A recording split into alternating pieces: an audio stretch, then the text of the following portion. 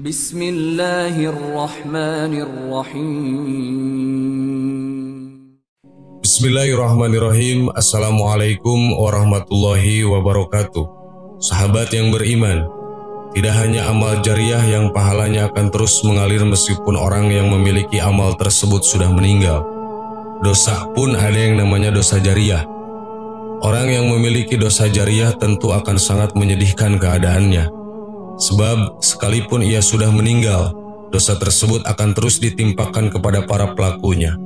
Seperti yang kita tahu, setiap amal perbuatan pasti akan dicatat dan dimintai pertanggungjawabannya kelak pada hari pembalasan. Sebagaimana dalam firman Allah berikut, "Sungguh kamilah yang menghidupkan orang-orang yang mati, dan kamilah yang mencatat apa yang telah mereka kerjakan dan bekas-bekas yang mereka tinggalkan. Dan sesungguhnya sesuatu kami kumpulkan dalam kitab yang jelas, yaitu Lauhil Mahfuz." Quran Surat Yasin ayat 12. Orang yang memiliki amal baik dan amalan itu memiliki dampak yang baik serta bermanfaat setelah orang tersebut meninggal, maka ia akan mendapatkan balasan yang baik dan pahalanya akan terus mengalir. Itulah amal jariah. Namun sebaliknya, orang yang melakukan amal buruk atau perbuatan maksiat, dia akan mendapatkan dosa dari perbuatan yang telah dia lakukan, ditambah dampak buruk yang ditimbulkan dari kejahatan yang dia kerjakan. Selama dampak buruk ini masih ada, dia akan terus mendapatkan kucuran dosa. Inilah dosa jariah. Jenis dosa ini sangat berbahaya. Oleh karena itu, jangan sampai kita terjebak dalam amalan yang bisa menjadi sumber dosa jariah ini. Berikut ini adalah sumber dosa jariah yang harus kita tahu agar kita terhindar dari dosa jariah. 1. Menjadi pelopor dalam melakukan maksiat. Hati-hati ketika melakukan sesuatu perbuatan.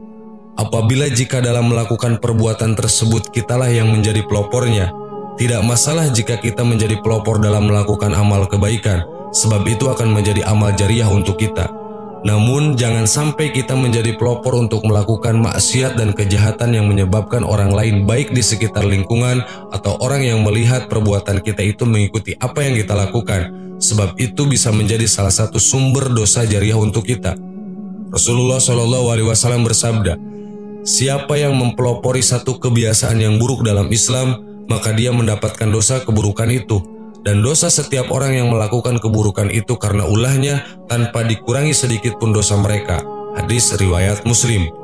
Untuk itu, sebaiknya kita lebih berhati-hati lagi dalam bertindak. Jangan sampai kita terjebak dalam sumber dosa jariah yang pertama ini. 2. Mengajak orang lain ke dalam kesesatan dan maksiat. Sumber dosa jariah yang kedua adalah mengajak orang lain untuk melakukan sesuatu dan kemaksiat. Orang yang mengajak orang lain ke dalam kesesatan dan maksiat akan mendapatkan dosa jariah. Meskipun bisa jadi dia sendiri tidak melakukan maksiat itu, merekalah para juru dakwah kesesatan atau mereka yang mempropagandakan kemaksiatan. Allah berfirman, menceritakan keadaan orang kafir kelak di akhirat, bahwa mereka akan menanggung dosa kekufurannya ditambah dosa setiap orang yang mereka sesatkan. Ucapan mereka menyebabkan mereka pada hari kiamat memikul dosa-dosanya sendiri secara sempurna. Dan sebagian dosa-dosa yang mereka sesatkan yang tidak mengetahui sedikit pun bahwa mereka disesatkan. Ingatlah, alangkah buruknya dosa yang mereka pikul. Quran Surat An-Nahl ayat 25. Orang-orang yang memiliki dosa jariah seperti ini akan menanggung dosa mereka sendiri dan dosa orang lain yang mengikutinya, meskipun orang yang mengajak sudah meninggal sekalipun. Sahabat yang beriman, itulah sumber-sumber dosa jariah yang wajib untuk kita hindari. Semoga Allah memudahkan kita untuk melakukan amal jariah dan menjauhkan kita dari dosa jariah. Amin. Wallahu a'lam. Assalamualaikum warahmatullahi wabarakatuh.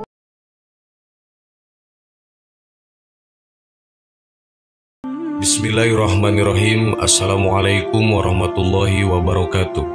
Sahabat yang beriman, mata adalah jendela hati. Air mata yang tergenang di pelupuk mata lalu kemudian tumpah mengalir membasahi pipi adalah merupakan ekspresi dari luapan dari isi hati yang tak tertahankan. Sehingga dengan begitu apa yang menjadi beban hati seakan telah tumpah dan tersalurkan. Ketika kita bersedih, bisa jadi kesedihan itu mengalir lalu tumpah melalui air mata. Begitu juga di saat gembira, di saat mengalami ketidakberdayaan, di saat dilanda kerinduan karena cinta yang amat sangat, dan di saat dilanda ketakutan yang sangat mencekam. Oleh sebab itu, air mata ada kalanya air mata cinta, air mata kerinduan, air mata kedukaan, air mata kepalsuan.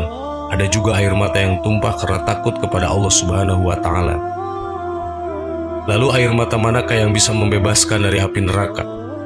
Untuk mendapatkan jawaban ini, perhatikan beberapa riwayat berikut. Rasulullah SAW bersabda, "Tidak akan masuk ke dalam api neraka seseorang yang menangis karena takut kepada Allah hingga air susu ibu yang sudah diminum oleh anaknya kembali ke tempat asalnya." Hadis riwayat At-Tirmidzi. Sabda Rasulullah SAW, "Barang siapa yang mengingat Allah kemudian dia menangis sehingga air matanya mengalir jatuh ke bumi, niscaya dia tidak akan diazab pada hari kiamat kelak." Hadis riwayat Al-Hakim, dan dia berkata sanadnya sahih. Dari Abu Hurairah, Nabi SAW bersabda, "Semua mata pada hari kiamat nanti akan menangis kecuali ada beberapa mata yang tidak menangis. Pertama, mata yang dijaga dari hal-hal yang diharamkan oleh Allah. Kedua, mata yang digunakan untuk berjaga-jaga pada malam hari di jalan Allah. Ketiga, mata yang darinya keluar sesuatu atau menangis walau air mata yang keluar hanya sekecil kepala seekor lalat karena takut kepada Allah." Hadis riwayat Asbahani. Dari Ibnu Mas'ud, Rasulullah SAW bersabda, "Setiap mukmin yang meneteskan air mata karena takut kepada Allah walau hanya sekecil kepala seekor lalat, lalu air matanya itu membasahi pipinya, niscaya Allah haramkan neraka untuk menyentuhnya." Hadis riwayat Ibnu Majah Al-Baihaqi. Dari Abbas bin Abdul Muttalib, Nabi SAW bersabda, "Dua jenis mata yang tidak tersentuh api neraka. Pertama, mata yang menangis di tengah kesendirian di malam hari karena takut kepada Allah. Dan kedua, mata yang digunakan untuk berjaga-jaga pada malam hari di jalan Allah." Hadis riwayat At-Tabrani. Dari Uqbah bin Amir, dia berkata, "Aku bertanya, wahai Rasulullah, bagaimana caranya agar selamat?" Rasulullah SAW bersabda, "Kendalikan lisanmu, hendaknya rumahmu membuatmu merasa nyaman untuk beribadah, dan menangislah karena dosa-dosamu." Hadis riwayat At-Tirmidzi, hadis hasan dan disahihkan oleh Al-Albani. Dari Zaid bin Arqam, dia berkata, seseorang yang bertanya kepada Rasulullah, "Ya Rasulullah, dengan apa aku membentengi diri dari api neraka?" Rasulullah SAW menjawab, "Dengan air matamu, karena mata yang menangis karena takut kepada Allah, niscaya neraka tidak akan menyentuhnya selama-lamanya." Hadis riwayat Ibnu Abi Dunya dan Asbahani. Dari Abu Hurairah, Nabi SAW bersabda, "Janganlah kalian banyak tertawa, karena banyak tertawa itu mematikan hati." Hadis riwayat Al-Bukhari di Adabul Mufrad dan Ibnu Majah dengan sanad jayyid. Di dalam kitab Daqaiqul Akbar diterangkan bahwa kelak di hari kiamat ada seorang hamba yang didatangkan. Setelah ditimbang amal perbuatannya, ternyata keburukannya lebih berat daripada kebaikannya. Maka ia diperintahkan agar dibawa ke neraka. Tetapi tiba-tiba sehelai rambut matanya melakukan pembelaan seraya berkata, "Ya Tuhanku, Rasulmu Muhammad SAW pernah bersabda, barang siapa yang pernah menangis karena takut kepada Allah, maka ia mengharamkan matanya tersentuh api neraka. Sesungguhnya mataku biasa menangis karena takut kepada Allah Subhanahu wa Ta'ala." Akhirnya Allah yang Maha Pengampun lagi Maha Penyayang mengampuni dosa-dosa hamba itu dan menyelamatkannya dari api neraka, berkat pengaduan sehelai rambut matanya yang biasa menangis karena takut kepada Allah Subhanahu wa Ta'ala.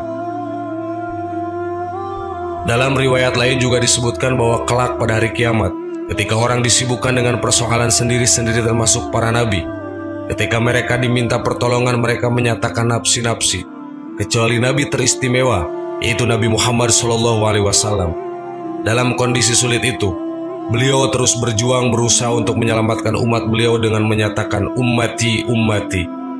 Bagaimana halnya dengan umatku? Selamatkan umatku, selamatkan umatku. Ketika penghuni neraka digiring menuju neraka, keluarlah gejolak api neraka jahanam, bergulung-gulung menyambar. Ketika api neraka itu bergulung-gulung hendak menyambar umat Muhammad, Jibril berteriak, "Awas sambaran api menuju umat Muhammad," seraya membawa semangkuk air. Maka dengan secepat kilat Muhammad meraih air yang berada di tangan Jibril. Jibril berkata, "Cepat Muhammad." Nabi Muhammad segera menyiramkan air itu pada api neraka jahanam yang menyambar-nyambar hingga menjadi padam seketika.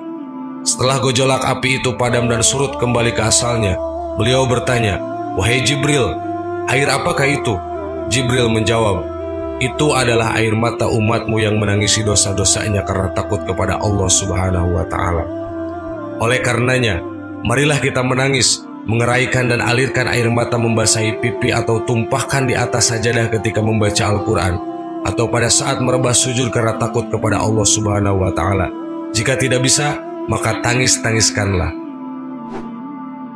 Sahabat yang beriman, marilah kita berdoa semoga Allah senantiasa melimpahkan rahmat dan karunia serta petunjuknya kepada kita.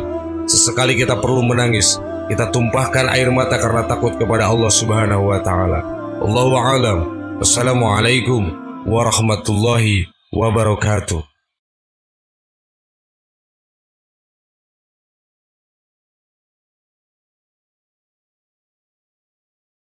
Subhanallah walhamdulillah wa la ilaha illallah wallahu akbar. Subhanallah